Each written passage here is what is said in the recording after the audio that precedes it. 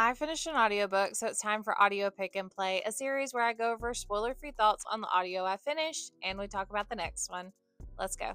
Final thoughts on Would You Be Mine by Daphne Elliott. If you don't like negative reviews, I'm going to put the time. You can skirt to the end. Just know that this is a no. Let's talk about the positives. Number one, our MMC plays Wordle. Same. Number two, our FMC. So our MMC is supposed to be a lumberjack. She calls him Brawny, which I found hilarious. She also reminded me that my fight or flight instinct is still well intact. Let me explain.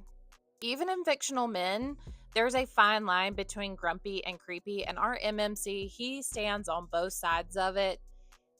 It's not a good look. Okay. So, over the span of several days, they have three separate meet cutes where a handful of words are exchanged each time.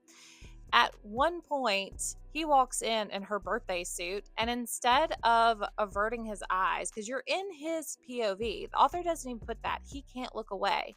And instead of her kicking him out, she says, "Hey, let me make you some tea." This is her second interaction with this random man, and they live in an isolated area. No. Okay. The third time, she falls down a hill, and you're in his POV. He says he has to adjust himself. I've seen myself fall down a hill. I've seen other people fall down a hill. It's more like Kevin Hart, help me. I don't want you to laugh at me or lust after me if I've fallen down a hill. With that being said, we are going to nosedive back in the fantasy genre, and I'm doing Moth Dark by Kika Hatsupulu. I tried. Keyword tried. All right, big shout out to Penguin Random House. They are gifting me a copy of the audio. What do I know about this book?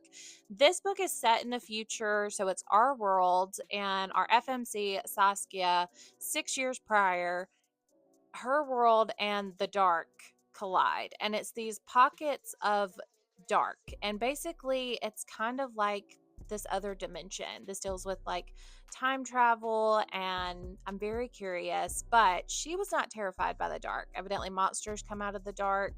She's always found it intriguing, and so she goes to like study dark creatures. Um, but one day she actually pulls a person out of the dark. Somehow their lives are intertwined. I'm very curious. I think this takes a lot of inspiration from like Greek mythology and Chinese mythology, and it's just kind of this mashup of sorts. I think it'll be fun.